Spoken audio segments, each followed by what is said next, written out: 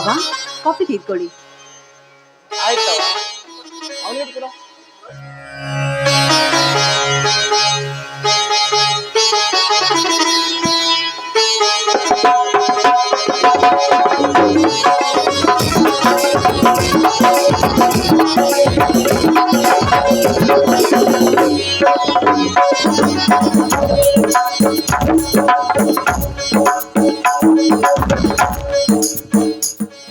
ಮಗು ಶಂಕರ, ಬಸವರಾಜ ಸುನಿಲ ಮನೆಯಲ್ಲಿಲ್ಲವೇ? ಅಪ್ಪಾಜಿ, ಬಸವರಾಜ ತನ್ನ ರಿಸಲ್ಟ್ ನೋಡಲು ಹೋಗಿದ್ದಾನೆ. ಸುನಿಲ್ ಅಂತೂ ನಿನ್ನೆ ಮನೆ ಬಿಟ್ಟವನು ಇವತ್ತಿನವರೆಗೂ ತಿರುಗಿ ಬಂದೇ ಇಲ್ಲ. ಮಗು ಶಂಕರ, ಸುನಿಲನ ವರ್ತನೆ ಇತ್ತಿತ್ತಲು ನನಗೆ ಹಿಡಿಸೋದಾಗಿದೆ. ಮದುವೆ ಆದ ನಂತರ ಹೆಂಡತಿಯ ಗುಲಾಮನಾಗಿ ಮನೆಯ ಒಡೆಯವನೆಂಬ ಸಂಶಯ ನನ್ನ ಬಲವಾಗಿ ಬಿಡುತ್ತಿದೆ. ಈಗ ಅವನ ಮದುವೆ ಏನೆಂಬ ಆಡಬೇಕು ಅಂದ್ರೆ? ಅಪ್ಪಾಜಿ, ಸುನಿಲ ತಾನು ಪ್ರೀತಿಸಿದವಳನ್ನೇ ಮದುವೆಯಾಗಬೇಕೆಂದು ಸಹ ಮಾಡದೆ ಹಾಗೆ ಕುಳಿತಿದ್ದಾನೆ. ಆ ಮದುವೆಗೆ ನೀವಂತೂ ವಿರೋಧ ವ್ಯಕ್ತಪಡಿಸ್ತಾ ಇದ್ದೀರಿ. ಅದಲ್ಲದೆ ಎಲ್ಲರೂ ಆ ಮದುವೆ ಬೇಡ ಎನ್ನುವ ನಿರ್ಧಾರದಲ್ಲಿದ್ದಾರೆ. ಏನ್ ಮಾಡಬೇಕು ತಿಳಿಯದಾಗಿದೆ ನನಗಂತೂ. ಸ್ವಾಮಿ, ಈ ಮದುವೆಗೆ ನಾವೆಲ್ಲರೂ ವಿರೋಧಿಗಳಾದ್ರೆ ಮೈದನ ಸುನಿಲ ನಮ್ಮೆಲ್ಲರ ಮಾತನ್ನ ಧಿಕ್ಕರಿಸಿ ಅವಳನ್ನ ಮದುವೆ ಆಗೋದಂದ್ರೂ ಖಂಡಿತ ತಪ್ಪಿದ್ದಲ್ಲರಿ. ಇಲ್ಲಿವರೆಗೂ ಊರಲ್ಲಿ ಮರ್ಯಾದಸ್ಥರ ಮನೆತನ ನಮ್ಮದಾಗಿ ಮನೆ ಮುಂದೆ ಸಂಪ್ರದಾಯದಿಂದ ಎಲ್ಲರ ಮದುವೆ ಮಾಡಿ ಈಗ ತಮ್ಮನ ಮದುವೆಗೆ ನಾವು ವಿರೋಧಿಗಳಾದ್ರೆ ಜನರ ಅಪನಿಂದರಿಗೆ ನಾವು ಗುರಿ ಆಗ್ಬೇಕಾಗುತ್ತೆ. ಅದಕ್ಕಾಗಿ ಎಲ್ಲರೂ ಈ ಮದುವೆಗೆ ಒಪ್ಪಿಗೆ ಕೊಟ್ಟು ಹೊಂದಿಕೊಂಡು ಹೋಗ್ಬೇಕೆಂಬುದೇ ನನ್ನ ಆಸೆ. ಅಪ್ಪಾಜಿ, ಸಾವಿತ್ರಿ ಹೇಳುತ್ತಿರುವ ಮಾತಿಗೆ ನಿಮ್ಮ ಅಭಿಪ್ರಾಯ? ಮಗು, ಹೊಂದಿಕೊಂಡು ನಡೆಯುವನು ನಾನಲ್ಲ, ನೀವು. ಬದುಕಿದರೆ ಇನ್ನಷ್ಟು ದಿನ ಬದುಕಿ ಬಾಳಬಲ್ಲೆ.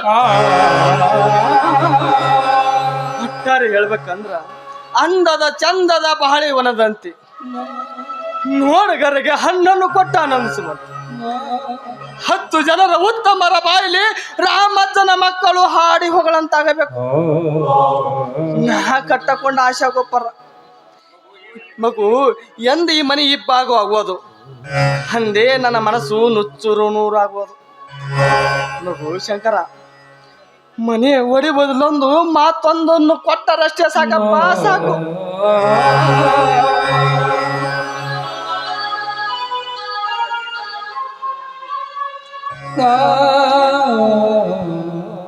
ತಮ್ಮಂದಿರಷ್ಟೇ ನನಗೆ ಕಷ್ಟ ಕೊಟ್ಟರು ಕೂಡ ಅವರಿಗೆ ತಿದ್ದಿ ಬುದ್ಧಿ ಹೇಳ್ತಾ ಒಂದಾಗಿರುವ ಈ ಮನೆಯನ್ನ ಒಡೆಯದಂತೆ ನೋಡ್ಕೊಳ್ತೀನಿ. ಇದು ನಿಮ್ಮ ಪಾದ ಸಾಕ್ಷಿ.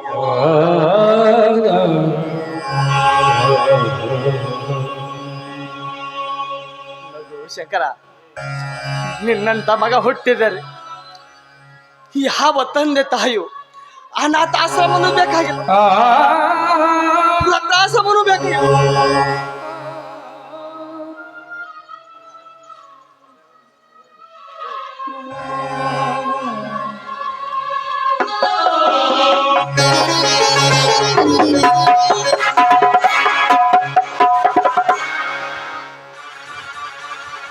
ಸೋಣ, ಈ ಮನೆಯಲ್ಲಿ ಯಾರಿಗೆ ನಮ್ಮಿಬ್ಬರಿಗೆ ಆರತಿ ಮಾಡೋಕ್ಕೋ ಯಾರಿಲ್ಲ. ನಮ್ಮ ಪಾಲಿ ಎಲ್ಲರೂ ಸತ್ತು ಹೋಗಿದ್ದಾರೆ. ನಡಿ, ಒಳಗೆ ಹೋಗಿ ದೇವರಿಗೆ ನಮಸ್ಕಾರ ಮಾಡಿ ಬರೋಣ. ನನ್ನ ತಂಗಿಗೆ ನಾನಾದರೂ ಒಕ್ಕಳಿ ಚೆಲ್ಲುತ್ತೇನೆ. ಈ ಮನೆ ಹೊಸ್ತಿಲಲ್ಲಿ ಅಪ್ಪನಿಲ್ಲದೆ ಒಂದು ಹೆಜ್ಜೆ ಇಟ್ಟಿದ್ದೆ ಆದ್ರೆ ನಿಮ್ಮ ಪರಿಣಾಮ ನೆಟ್ಗಿರೋದಿಲ್ಲ. ಈ ಮನೆಯಲ್ಲಿ ಮಕ್ಕಳಿಲ್ಲದಿದ್ರು ನಾರಿ ಎಂಬ ಒಂದು ಹೆಣ್ಣು ಜಾತಿ ಇದೆ ಎಂಬುದನ್ನ ಚೆನ್ನಾಗಿ ದಾಪದಲ್ಲಿ ಇಟ್ಕೊಂಡು ಹಿಂದಕ್ಕೆ ಸರಿದು ನಿಲ್ಲು. ನನ್ನ ಮೈದುನ ಸುನಿಲರಿಗೆ ನಾವೆಲ್ಲರೂ ಬೇಡವಾಗಿರ್ಬೋದು ನಿಜ, ಆದ್ರೆ ತಾಯ್ತನ ಇಲ್ಲದ ಈ ನನ್ನ ಒಡಲಿಗೆ ಈ ನನ್ನ ಮೈದುನರೇ ನನಗೆ ಮಕ್ಕಳು ಸರಿ ಸಮಾನರು. ಇವರಿಗೆ ನಾನೇ ಆರತಿ ಬೆಳಗ್ತೀನಿ. ಒಂದ್ ನಿಮಿಷ ಅಮ್ಮ.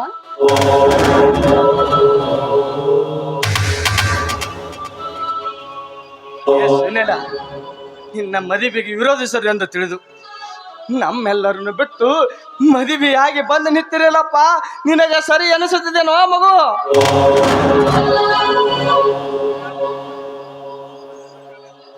ಯಾರು ಒಪ್ಪದಿದ್ದ ಕಾಲಕ್ಕೆ ಈ ನಿರ್ಧಾರನ ತಗೊಳ್ಕೋಬೇಕಾಗಿತ್ತು ನೋಡು. ಸುನಿಲ, ಇದೀಗ ತಾನೇ ನಾವೆಲ್ಲ ಕೂತು ಯೋಚನೆ ಮಾಡಿ ಒಂದು ನಿರ್ಧಾರಕ್ಕೆ ಬಂದು ನಿಮ್ಮ ಮದುವೆಯನ್ನ ಮಾಡಬೇಕೆಂದುಕೊಂಡಿದ್ದೆವು.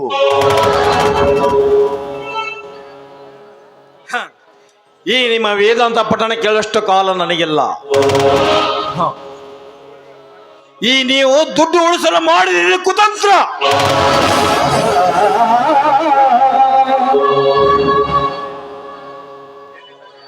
ಎಲ್ಲಿದ್ದಾನೆ ಮಹಾನುಭಾವ ಬಸವರಾಜ್? ನನ್ನ ಸುವರ್ಣ ಅಣ್ಣನಿಗೆ ಬಾಯಿಗೆ ಬಂದಂತೆ ಬೈದಿದ್ದಾನೆ. ಬರಲಿ ಅವನು. ಅವನ ಬಂದ ಮೇಲೆ ಒಂದೆರಡರಲ್ಲಿ ಇತ್ಯರ್ಥ ಮಾಡಿಕೊಂಡು ನಾನು ಹೋಗೋನು.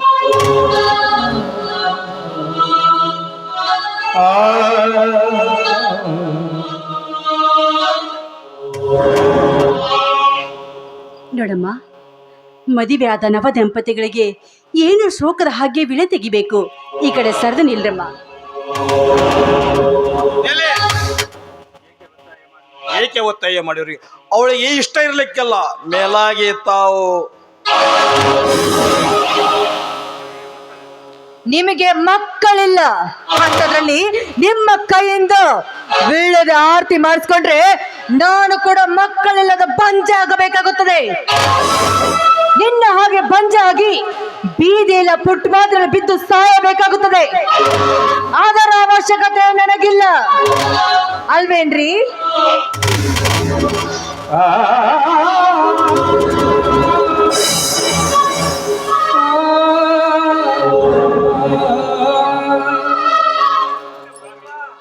ಸ್ವಾಮಿ ದೇವ, ಈಗಲಾದ್ರೂ ನಿನಗೆ ಆನಂದವಾಯ್ತೆ, ಈಗಲಾದ್ರೂ ನಿನ್ನ ಮನಸ್ಸಿಗೆ ತೃಪ್ತಿ ಆಯ್ತೆ ದೇವ.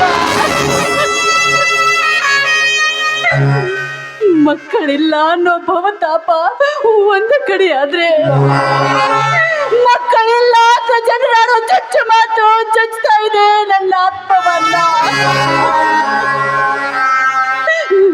ದೇವ, ನನ್ನಂತೆ ಯಾವ ಹೆಣ್ಣಿಗೂ ಮಕ್ಕಳಿಲ್ಲದಂತೆ ಮಾಡಿ ಅಪ್ಪನೆಂದರಿಗೆ ಗುರಿ ಮಾಡಬೇಡ.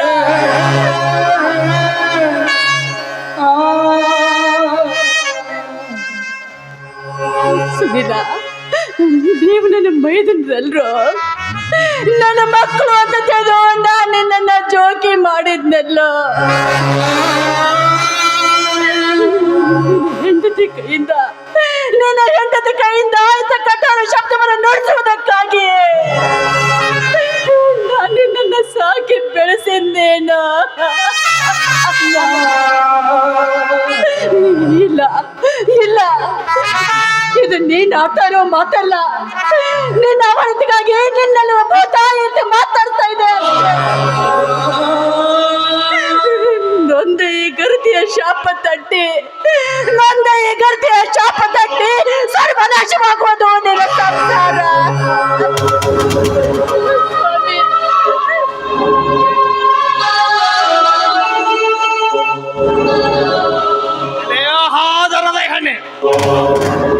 ಈ ಮನೆ ನಂದ ಕಳಸವಾದ ಈ ನನ್ನ ಸೊಸೆಗೆ ಹವಚ್ಚ ಶಬ್ದವನ್ನು ನನ್ನ ಒಡಲನ್ನು ಉರಿಸಿದೆ.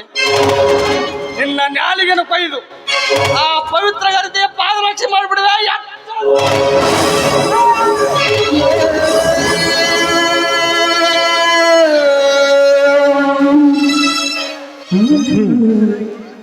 ರೀ, ಗಂಡಸರಾಗಿ ಸುಮ್ಮನೆ ನಿಂತ್ಕೊಂಡ್ ಬಿಟ್ಟಿದ್ರಲ್ಲ ನೀವು. ಈ ಮುದುಕುಬೆ ನಿಮ್ಮ ಹೆಂಡತಿಯ ಮೇಲೆ ದೌರ್ಜನ್ಯ ಮಾಡಿದ್ರು ನೋಡ್ದ ಹೋಗಿ ಕಮ್ಮ ನಿಂತ ಹಾಗೆ ನಿಂತು ಬಿಟ್ಟಿದ್ರಲ್ಲ. ಯಾಕೆ? ಹೆಂಡತಿ ಮೇಲೆ ನಿಮ್ಗೆ ಪ್ರೀತಿ ಅನ್ನೋದೇ ಇಲ್ವಾ? ಮಗನ ಹೆಂಡತಿ ಮೇಲೆ ಕೈ ಮಾಡುತ್ತಿರುವೆ ನೀನು. ಏ ಮುದುಗೊಪ್ಪೆ, ಇನ್ನೊಂದು ಸಾರಿ ನನ್ನ ಹೆಂಡತಿಗೆ ಕೈ ಮಾಡಿದರೆ ನಿನ್ನನ್ನು ಕೈ ಕತ್ತರಿಸಿಬಿಡೋಣ, ಹುಷಾರಿ. ಸುನಿಲ, ಮೆಚ್ಚಿದನೋ ನಿನ್ನ ಕಾರ್ಯಕ್ಕೆ. ಹೆಂಡತಿ ಮಹಾತಿಗ ಬಲಿ ಆದ ಬಲಿ ಪಶು ನಿಂತರೆ ನಿನ್ನ ಕಾರ್ಯಕ್ಕೆ ಇಂದಿನಿಂದ ನೀನು ನನ್ನ ಮಗನಲ್ಲ, ನನ್ನ ಕುಲಬೇಡಿ. ಹಿಂದೆ ಔರಂಗಜೇಬನ ಕಾಲದಲ್ಲಿ ತಂದೆಯನ್ನು ಕೊಂದು ರಾಜ್ಯ ವಶಪಡಿಸಿಕೊಂಡದ್ದು ಚರಿತ್ರೆವನ್ನು. ಆದರೆ ಇಂದಿನ ಕಾಲದಲ್ಲಿ ಹೆಂಡತಿ ಮಹತಿಗೆ ಕೊಟ್ಟ ಬೆತ್ತು, ಹೆತ್ತ ತಂದೆಗೆ ಕಪಾಳ ಮೋಕ್ಷ ಕೊಟ್ಟಂತ ಸಣ್ಣ ಮಗನು ಕಂಡದು ಇದೇ ಮೊದಲೇ ಸರಿ. ನಾನು ನನ್ನ ಹೆಂಡತಿನತ್ತಿ ಕಳೆದುಕೊಂಡಾಗ ಚಿಕ್ಕವರಿದ್ದ ನಿಮ್ಮ ಬಾಯಲ್ಲಿ, ನನ್ನ ಬಾಯಲ್ಲಿದ್ದ ತುತ್ತವನು ನಿಮ್ಮ ಬಾಯಲ್ಲಿಟ್ಟು ಜೋಪಾನ ಮಾಡಿದೆ. ವಿಷವನ್ನಲ್ಲೋ ಅಮೃತವನ್ನಿಟ್ಟು ನಿಮ್ಮೆಲ್ಲರನ್ನು ಗೋ ತನ್ನ ಕರಗಳ ಜೋಪಾನ ಮಾಡಿದಾಗ ನಿಮ್ಮೆಲ್ಲರನ್ನು ಜೋಪಾನ ಮಾಡಿದೆ. ಆದರೆ ನೀನಾದೆ ಹಾವಿನ ಮರಿ.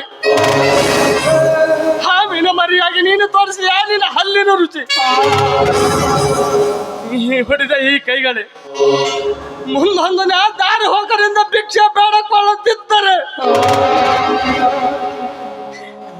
ನನ್ನ ಹೆಸರು ರಾಮಚನೇ ಅಲ್ಲ. ಇದು ನಿನ್ನ ತಂದೆಯ ಮಾತಲ್ಲಪ್ಪ.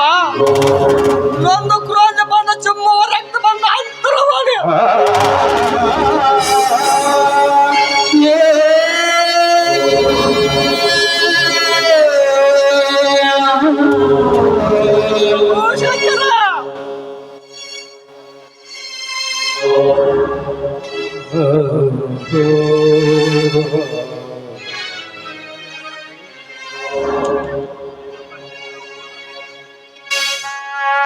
ಏಕಪ್ಪಾಜಿ, ಬನ್ನಿ ಅಪ್ಪಾಜಿ ಹೋಗೋಣ.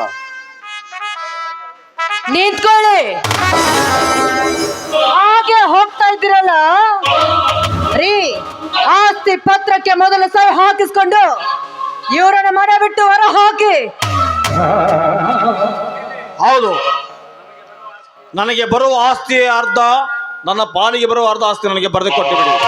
ಇಲ್ಲಾದರೆ ನಿಮ್ಮನ್ನು ಕೋರ್ಟ್ ಕಚೇರಿಗೆ ಏರಿಸಬೇಕಾಗಿತ್ತು. ಹುಷಾರಿ. ಎಲ್ಲಿದೆ ಆಸ್ತಿ? ನಿಮ್ಮಲ್ಲಿದೆ. ಆಸ್ತಿ ನನ್ನ ಹೆಸರಿಗಿದೆ.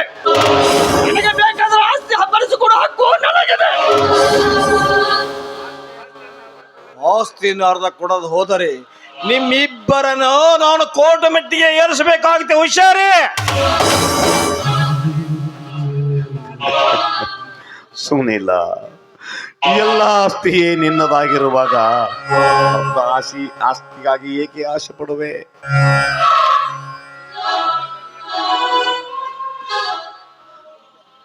ಇಂದಿನಿಂದ ನೀನೇ ಈ ಮನೆ, ಫ್ಯಾಕ್ಟ್ರಿ, ಹೊಲ ಗದ್ದೆಗಳನ್ನೆಲ್ಲ ನೋಡ್ಕೊಂಡಿರು. ನಾವ್ ಈ ಮನೆಯಲ್ಲಿ ನಮ್ಮ ಕೈಲಾದಷ್ಟು ಕೆಲಸ ಮಾಡಿ ಈ ಹಾಳು ಹೊಟ್ಟೆಯೊಂದಷ್ಟನ್ನ ತುಂಬಿಕೊಳ್ತೀವಿ. ಅದಕ್ಕೆ ಬೇಕಾಗೋ ಏರ್ಪಾಟನ್ನ ನಾಳೆಯೇ ಮಾಡಿಬಿಡು, ಸಹಿ ಮಾಡಿಕೊಡ್ತೀನಿ.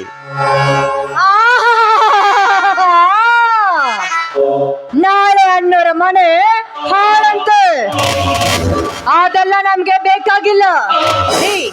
ಈ ಬಸವರಾಜ ಹಿಂತಿರುಗಿ ಬೀಳೋದಕ್ಕಿಂತ ಮುಂಚೆ ಬಾಂಡ್ ಪೇಪರ್ ಮೇಲೆ ಸಹಿ ಹಾಕಿಸ್ಕೊಂಡು ಒದ್ದು ಹೊರ ಹಾಕಿ ನಾಯಿಗಳನ್ನು.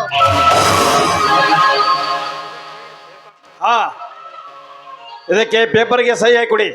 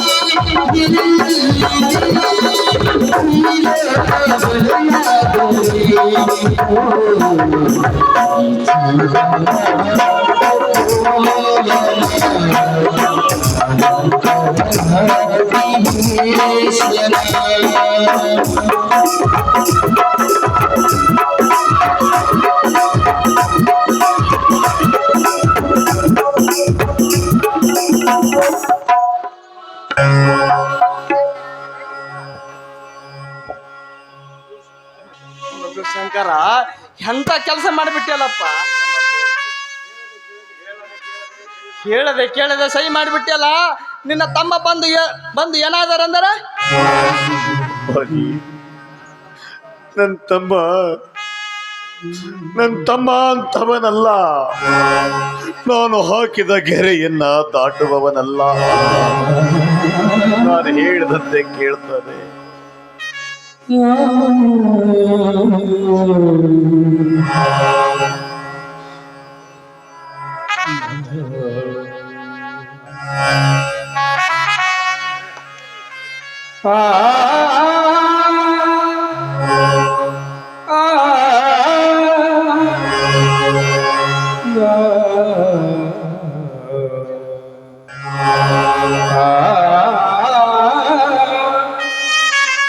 ಬನ್ರಿ ಹೋಗೋಣ. ಇವ್ರ ಮುಖ ನೋಡೋದಕ್ಕೂ ನಮ್ಗೆ ಅಸಹ್ಯ ಅನ್ಸುತ್ತದೆ.